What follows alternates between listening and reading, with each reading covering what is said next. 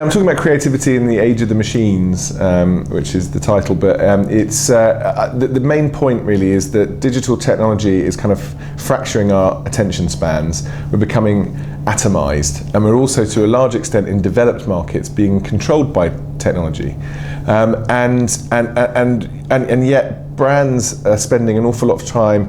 They've taken literally this idea of kind of consumer control.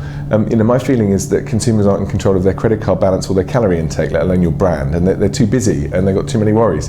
So brands have become very sort of nervous to kind of show leadership.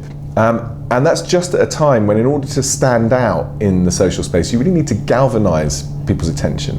So you need to stand for something important and purposeful, and then you need to stick to it relentlessly. And I don't think they're really, beyond that idea of commitment to your own cause and what you believe in as a brand and what you stand for. I don't think there are any rules other than that. I think you need to be interesting and informative and engaging, but try things that are different and try and break the rules a little bit.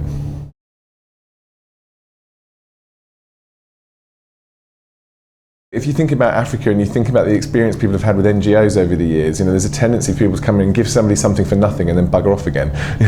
And I found when we've done work, we did a project recently for AstraZeneca where it's a whole initiative around heart health.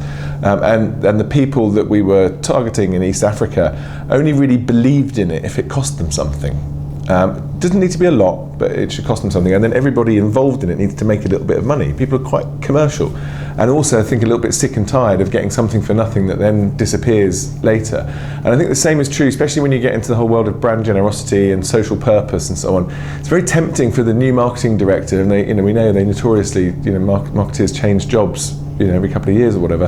Everybody wants to create their own new thing. I think that there needs to be long-term strategic commitment to certain areas. And it's not all about being worthy. Some of it could just be pure entertainment and pure fun. And we saw that in the awards show this year as well.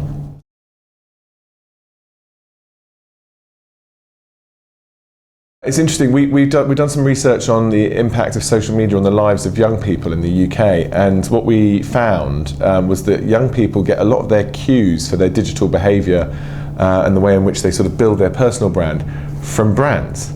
And yet I find all the brands that I talk, not all the brands, but many of the brands I talk to are very interested to find out what the kids are doing, and they're desperate to sort of copy that behaviour and to sort of be topical and share something new every day and all this sort of stuff. Nobody's showing any leadership. So I think that those brands that are prepared to sort of stand for something, they can actually galvanise a lot of that shattered attention and have a real impact. Yeah, it's a great example from our guys in San Francisco. And for Taco Bell, when Taco Bell was launching their new app, they went dark in social. They shut everything down, which is an incredibly bold thing to do. Normally with this mistaken idea that the consumer is in control, you would never force behaviour. And actually I think you can do it if you do it in the right way, with the right tone. And of course they came back again, but it really pushed their app downloads up, because people love Taco Bell, and they were actually just a bit worried as to where they'd gone. So when it was revealed as a stunt, people thought it was fun.